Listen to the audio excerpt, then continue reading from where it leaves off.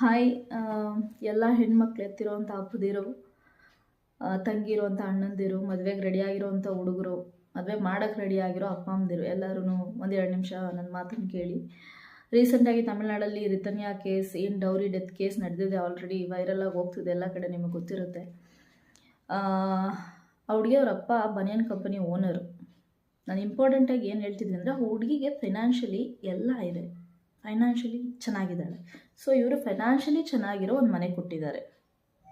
ಆದರೆ ಇಲ್ಲಿ ಯೋಚನೆ ಮಾಡಬೇಕಾಗಿರೋದು, ದಯವಿಟ್ಟು ನಿಮ್ಮ ಹೆಣ್ಮಕ್ಳನ್ನ ಕೊಡಬೇಕಾದ್ರೆ ಹುಡುಗಂಗೆ ಆಸ್ತಿ ಇದೆಯಾ, ಅಂತಸ್ತಿದೆಯಾ, ಮನೆ ಇದೆಯಾ, ತಿಂಗಳಿಗೆ ಎಷ್ಟು ಬರುತ್ತೆ ಅಂತ ಎಕ್ಸ್ಪೆಕ್ಟ್ ಮಾಡೋದ್ರ ಜೊತೆಗೆ ಹುಡುಗ ಒಳ್ಳೆಯವನ, ಒಳ್ಳೆ ಕ್ಯಾರೆಕ್ಟರ್ ಇದೆಯಾ, ನೀವು ದೊಡ್ಡವ್ರ ಮರ್ಯಾದೆ ಕೊಡ್ತಾನ, ಫ್ಯಾಮಿಲಿಗೆ ರೆಸ್ಪೆಕ್ಟ್ ಕೊಡ್ತಾನ, ನಂಬಿ ಬಂದವ್ರನ್ನ ಕೊನೆಯವರೆಗೂ ಕೈ ಬಿಡದೆ ಕೈ ಹಿಡಿದು ದಳ ತಲುಪಿಸ್ತಾನ ಅನ್ನುವಂಥ ಈ ಇಂಪಾರ್ಟೆಂಟ್ ವಿಷಯಗಳನ್ನ ಯೋಚನೆ ಮಾಡಿ. ಅದಾದಮೇಲೆ ನೀವು ನಿಮ್ಮ ಹೆಣ್ಮಕ್ಳಿಗೆ ದಯವಿಟ್ಟು ಮದುವೆ ಮಾಡಿಸಿ.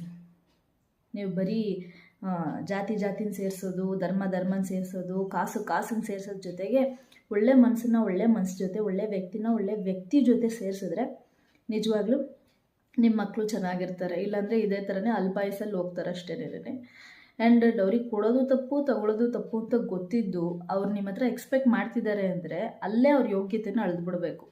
ನಿಮ್ಮ ಹತ್ರ ನಿಮ್ಮ ಹೆಣ್ಮಗಳ ಜೊತೆಗೆ ದುಡ್ಡು ಕಾಸನ್ನ ಎಕ್ಸ್ಪೆಕ್ಟ್ ಮಾಡ್ತಿದ್ರೆ ಅವ್ರ ಯೋಗ್ಯತೆ ಅಷ್ಟೇನೇನೆ. ಇವತ್ತು ಕೊಟ್ಬಿಟ್ರೆ ಚೆನ್ನಾಗಿರ್ತಾಳೆ ಅಂತ ನೀವು ಅಂದ್ಕೊಂಡ್ರೆ ವ್ಯಕ್ತಿನ ಅದೇನೋ ಹೇಳ್ತಾರಲ್ಲ, ಅನ್ನನ ಒಂದು ಹಗ್ಲ ಇಸ್ಕಿದ್ರೆ ಸಾಕು, ಅದು ಬೆಂದಿದೆಯೋ ಇಲ್ವೋ ಗೊತ್ತಾಗುತ್ತೆ ಅನ್ನೋ ಥರ ಅವ್ರ ಕ್ಯಾರೆಕ್ಟರ್ ಎಂಥದ್ದು ಅಂತ ಅವರು ಡೌರಿ ಕೇಳಬೇಕಾದ್ರೇ ಗೊತ್ತಾಗ್ಬಿಡುತ್ತೆ. ನೀವು ಅಲ್ಲೇ ಅರ್ಥ ಮಾಡ್ಕೊಳ್ಳಿಲ್ಲ ಅಂದರೆ ಮುಂದಕ್ಕೆ ಚೆನ್ನಾಗಿರ್ತಾಳೆ ಅಂತ ವರ್ಕೌಟ್ ಆಗಲ್ಲ. ಹುಡುಗಿ ಅವ್ರ ಅಪ್ಪ ಅಮ್ಮನ ಹತ್ರ ತುಂಬ ಸಲ ಹೇಳ್ಕೊಂಡಿದ್ದೆ, ದಯವಿಟ್ಟು ನಿಮ್ಮ ಹೆಣ್ಮಕ್ಳಿಗೆ ಮದುವೆ ಮಾಡಿದ್ಮೇಲೆ ಅಮ್ಮ ಲೈಫ್ ಅಂದರೆ ಹಿಂಗೆ ಇರುತ್ತೆ ಅಂತ ದಯವಿಟ್ಟು ಹೇಳಿ ಅವ್ರು ನಿನ್ನ ಹೆದರಿಸಿ, ಅವ್ರು ಬಂದು ಹೇಳ್ಕೊಂಡಾಗ ಕಿವಿ ಕೊಡ್ದಲ್ಲೇ ಅಯ್ಯೋ ಎಲ್ಲರ ಲೈಫನ್ನು ನಡೆಯೋದೆ ಅಮ್ಮ, ಇದನ್ನ ಎಷ್ಟೋ ನೋಡಬೇಕು ಅಂತ ಅವ್ರನ್ನ ಹಿಂಸೆ ಮಾಡ್ತಿರಲ್ಲ. ಹುಡುಗಿ ನಿಜವಾಗ್ಲೂ ವಾಯ್ಸ್ ನೋಟ್ ಏನು ಕಳಿಸಿದ್ರು ಅದ್ರಲ್ಲಿ ನಾನು ನೋಡಿದೆ, ಅಪ್ಪ ನನಗೆ ಭಯ ಆಗ್ತೈತೆ, ನನಗಷ್ಟು ಧೈರ್ಯ ಇಲ್ಲ, ನನಗೆ ದಮ್ಮಿಲ್ಲ ಅಂತ ಅಂತಾಳೆ.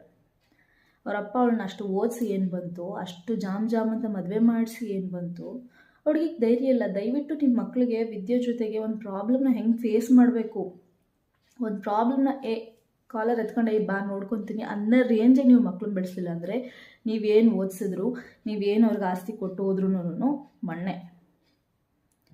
ಆಮೇಲೆ ಮದುವೆ ಮಾಡಿಕೊಟ್ಮೇಲೆ ವಾಪಸ್ ಹೆಣ್ಮಗಳು ಬಂದುಬಿಟ್ರೆ ಅದು ಅವಮಾನ. ಮರ್ಯಾದೆ ಎಲ್ಲಿಟ್ಟಿದ್ದೀರ? ಮರ್ಯಾದೆ ಅಂದರೆ ಏನು ನಿಮ್ಮ ಪ್ರಕಾರ? ಮಗಳೇ ಹೋದ್ಮೇಲೆ ಮರ್ಯಾದೆ ಇಟ್ಕೊಂಡು ಏನು ಮಾಡ್ತೀರಾ? ಇವಾಗ ನಿಮ್ಮ ಮಗಳು ಸತ್ತೋದ್ಲು, ಏನೊಳಗೊಂದು ದೇವಸ್ಥಾನ ಎಬ್ಬಿಸ್ಬಿಡ್ತೀರಾ ಇರೋದು ದುಡ್ಡಲ್ಲಿ? ಅವರ